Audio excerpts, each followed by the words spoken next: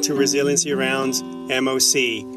And no, we're not talking about maintenance of certification. We're talking about maintenance of contemplation. These will be short snippet episodes where we share stories, observations, quotes. Sit back, relax, and have a listen. Enjoy. But there's an easiness, right? There's an easiness to doing what I call the narrative, the scripted pathway of just going all out when you finish residency and accumulating this material wealth or symbols of material wealth.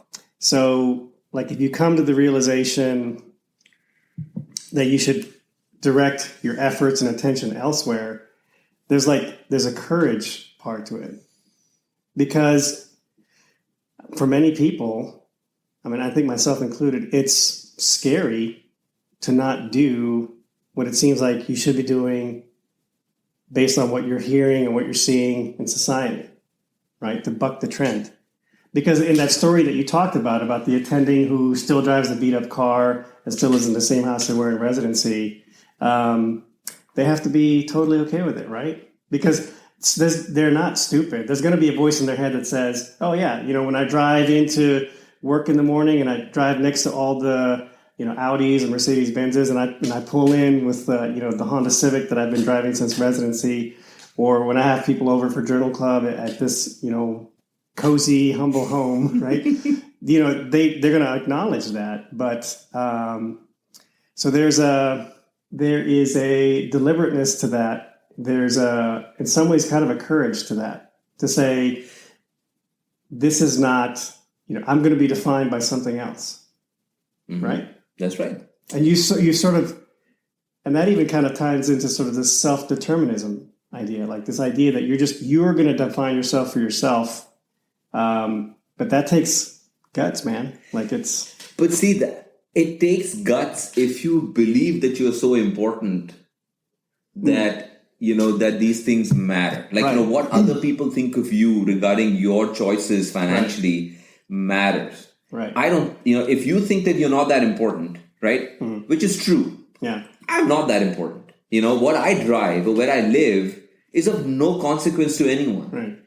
And if I'm not that important, why should it matter? Like, who am I trying to impress? And will my house first of all, who am I to even try to go impress somebody? Right. But that's not what I was getting at. What I was getting at is for people that are shifting their mindset, they're going to have to get over that sort of, there's a step that needs to be taken. And anytime you do that, there's going to be, I think for some people, some hesitation, some trepidation. And I think there is a courage that's going to be required to penetrate through that phase that I think is not something that can be ignored. I think it's, and I'll tell you, I think I get what you're doing here. Yeah. This is yes. I was, my problem is I'm talking to you. I'm still talking to you, but no, you're talking to a larger audience. And you're right. If someone is listening to this and has at some point done the introspection bit and is worried, just like how I was at one point, that is this the right thing to do? If I get rid of this car, get rid of this house and downsize and live smaller till I pay off my debts. Is this the wrong thing to do? I get what you're doing here. So, my answer to that is, it's not an answer. My experience with that is, like, let me give you this example. And this was happened to you as well. You start working out, right? Mm-hmm. It is hard initially, right? But when you do it and you do it consistently for a while, you see the benefits of it. Yeah. And the benefits of it automatically drive you to do more.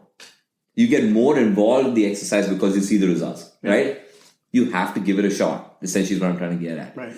You cannot sit on the couch and think about, oh man, I'm going to lift and I'm going to feel great. You have to do it. It will suck initially. Yeah. And then it's going to create the change. And the change is going to drive more, effort in that direction. Right. There's momentum. Momentum is that's exactly what I was going for, momentum. I couldn't get that word. It is a change.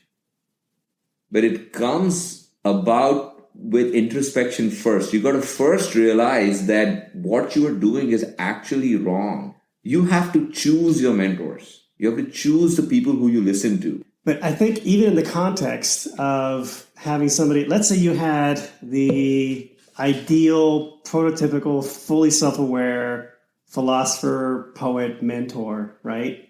Socrates. If you had one, right? Something like that, right? Like a Socrates is your mentor. But even then, where the rubber meets the road, he can't do it for you. In a way, like when you hear people talk about reading self-help or doing self-help things, one of the things that I think to myself when I hear that is like, what other kind of help is there? Why? Read that. This education. This is what Socrates said about education. Man cannot be made temperate, courageous, or just in the same way that he can be taught geometry. Right. That's exactly what you're saying. Yeah. So Socrates had folks who were his pupils, who followed him around, and what he realized at the end of that is that you cannot teach a person to be self-aware. You cannot teach them philosophy. You cannot teach wellness to someone. And this is one thing that I wanted to kind of talk to you about and get your thoughts about it. Like, where are we going with this wellness thing? Yeah. You cannot teach somebody to be well. You know what's funny is that now I get it.